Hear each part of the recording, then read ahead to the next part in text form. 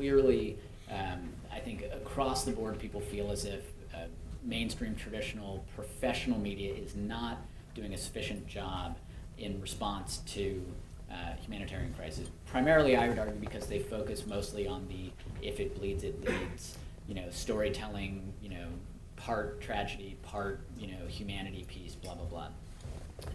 If media is going to do a more comprehensive job in educating and engaging the global public around a humanitarian crisis, how are we going to have to teach, train, or structure media organizations and journalists differently? What is it that you would change, I guess, in what you're teaching your current cohort, so that they don't go out there and just tell that basic story, which we don't really need the media to tell as much as we once did?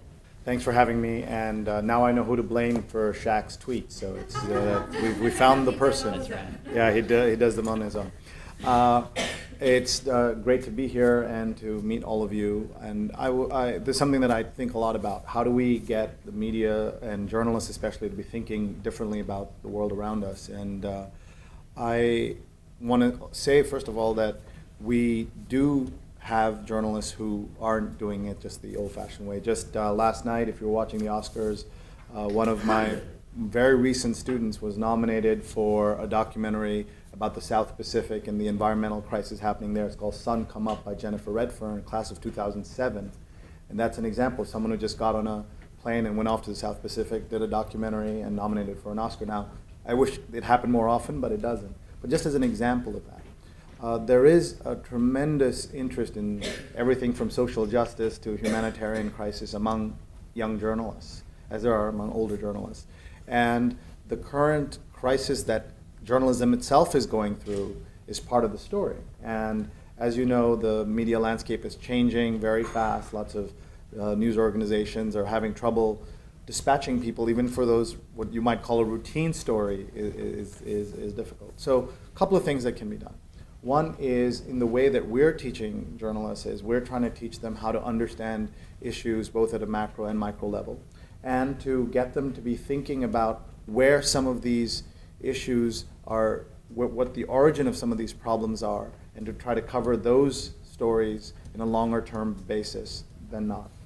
Also at the journalism school, Columbia, we've had basically a PhD program and a Master of Science, kind of a more traditional program for dozens and dozens of years. But in the last few years, we have looked at journalism and said there are two big things that are going to happen in the future. One is specialization of journalism and journalists. And we have a new program that takes students and they do a very deep dive in politics, art, science, or business, and half their classes are in those programs. So that a journalist who understands the background of some of these issues is going to do much better, than someone who doesn't. The other aspect of this is the idea of digital future of journalism. I mean, you're already seeing that now, and we're teaching a lot more of digitized journalism and how to use it in the best possible ways or the smartest possible ways. So I think those are two ways of kind of looking at it, and we need journalists to do more with this, and it's certainly not yet done what needs to happen. One other thought is that apart from going to a place and being on the ground and covering the breaking news as it happens, there's another role for journalists that I've been thinking a lot about, and we saw it in action just these last few days, and you can see it in action right now. Everyone here should be following A. Carvin, who is Andy Carvin at NPR. And if you haven't followed him or if you've not heard of him, it says two things. He's been covered, just his work doing this has been covered in the New York Times, the Atlantic, and several other places, and including NPR. If you haven't heard of him, that tells you something about where current media is and how much noise there is about everything, that a hero to emerge as a journalist, and all of you who care about this have not heard about him. So that's too bad, and that's something that journalism needs to work on. But more importantly, Andy Carvin is an example of what journalists can do now. You need the traditional, more sexy position, if you will, in journalism was to go out there and cover the story. But what Andy's done, he's carved out this niche and it's looking at when there's a crisis, he becomes a place of accurate, timely, useful information. The kind of curator of all this noise that's out there and picking out the gems. And so he's doing that in Libya, Tunisia, and Egypt. And there are other folks who are doing this as well. And a friend of mine named Parvez Sharma, who's worked in Egypt, the ability to stay far away and bring some order to the chaos that social and other media is important. And I think we're going to see more of that. Well, so it seems to me that journalists have always been assigned the role of storyteller, meaning they have to go out and report the story and tell it. That's great. Now we all have tools so that we can all be storytellers. And there are all of these other roles which, frankly, media has not demonstrated all of its skills at. Certainly the education role, the storytelling, but then the continued almost pedagogical approach to ensuring that someone understands and gains knowledge. The curating role, which is the filtering and the sorting role. What other aspects that maybe media should be doing that they're not doing well or aren't good at, do you think is missing from these complex stories? I mean, you wrote recently about Egypt and some of the storytelling there and how it's not a technology story and it's not a social media story.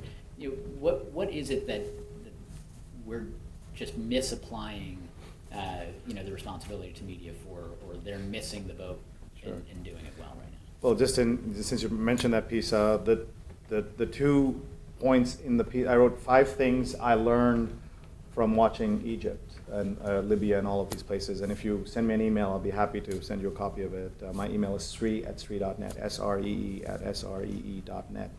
And number 1, I said, this is not a social media revolution. This is a story of people going out and fighting and dying on the streets. It's not.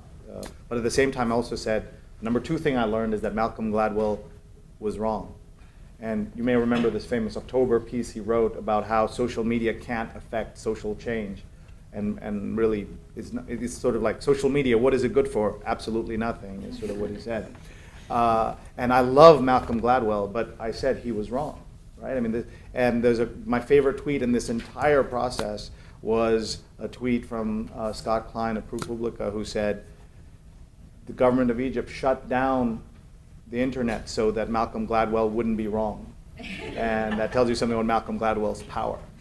But even he couldn't see this. So back to your point that journalists need to do a better job of working with the players who understand and have deep knowledge. And a lot of the folks in this room who are interested in who work at NGOs and places like that. Let me give you an example of an organization that did this. The Council on Foreign Relations, which is one of the most famous, most influential. Some of you might say these are the kind of, it's very opposite of an NGO in a traditional sense. This is like the most powerful of organizations. They got tired of waiting for a journalist to come around, do a single soundbite, waste hours of their time. And then you know what they did is they hired a journalist named Michael Moran, who is fabulous and was foreign editor of MSNBC, and brought Michael in to turn CFR.org into a news organization. And they went from getting 1 quote in the paper every 3 days into getting hundreds and hundreds and thousands of people reading their stuff because they turned themselves into a 24-hour, I'm exaggerating, news operation. And that's the kind of situation you're seeing. I encourage more organizations to look at that. I have a student who did this detailed science program that I mentioned, and then went to work for the NRDC's website and magazine. And he said he's doing better science journalism on a daily basis with some meaning than he would if he went to work at a place where he wrote 1 science story every 3 weeks or something. But so you have 35, 75 people, run through your program in the course of a year. There, maybe 100, actually maybe more, 100, but yeah. a few thousand Hundreds, journalists yeah. are trained each year. Let's say they're trained really well. It's not enough, right? I mean, if No. if every corporation should operate as a media company to get its story out or focus on this, if every NGO, Stephen Cassidy, I think, runs this type of operation at UNICEF, and we'll talk to him in a minute, it's still not enough. So what is the complement or the supplement to the media that NGOs or other organizations need to take on? What is it that where the media leaves off, another organization needs to pick up, and how would that be structured differently? Because they can't all just be another New York Times. It can't just be a series of bureau operations. It can't be another website that does great reporting. There has to be some complement. So what is the complement that makes the media that is working that much more influential, and or supplements the media that is good at raising awareness but not so good at going deep?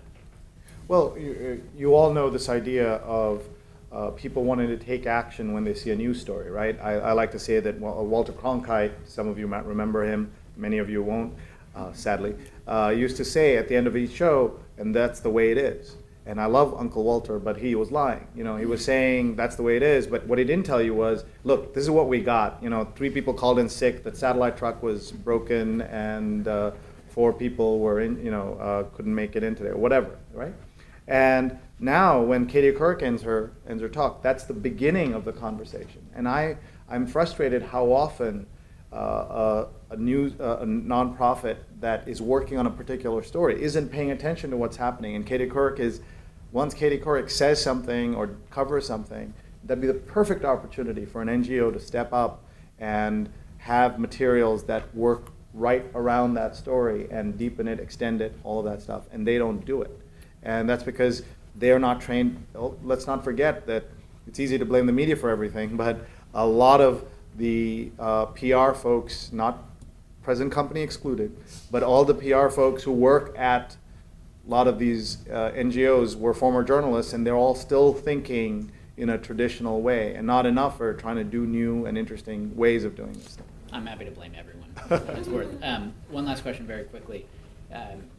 Normally I would ask, what's the one thing we should stop? But I think actually in the context of media and journalism, there's so much not being done in a truly innovative way in the context of humanitarian crisis that I want to ask the other question, which is, if there was a horrific earthquake tomorrow, or say, I don't know, a week ago, let's say hypothetically, that no one really heard about for whatever reason, what is the one thing that operationally you think would potentially make such a huge difference? What is the sort of Andy Carvin-esque and what you mean what NGOs should do from the NGOs NGO side? Or anyone, what's Right. missing from the response in the context Sure. of media that... Whenever this happened, and by the way, I was shocked to see there was another earthquake in Chile almost to the day since last year's earthquake. And one of the best things that came out of that earthquake was an instant Google Doc thrown up by a bunch of folks which had contact information of people on the ground in Chile when this happened. Not just for journalism, but also for finding people and things like that. So if I were any NGO that operates in, I would have a way that as soon as something happens, you're able to throw up something that has details. I got a note today that Mercy Corps is off to Libya to check on what's happening there. With New Zealand, for example, there was so much that could have been done, and there are NGOs that work there. So today I spoke to somebody who works at an NGO that does work in New Zealand, but there's nothing on their website about it, because New Zealand wasn't a great place for fundraising from the American side, so they didn't care about it, even though they were working in it every day. So I think they need to do more of that. All right, well, thank you.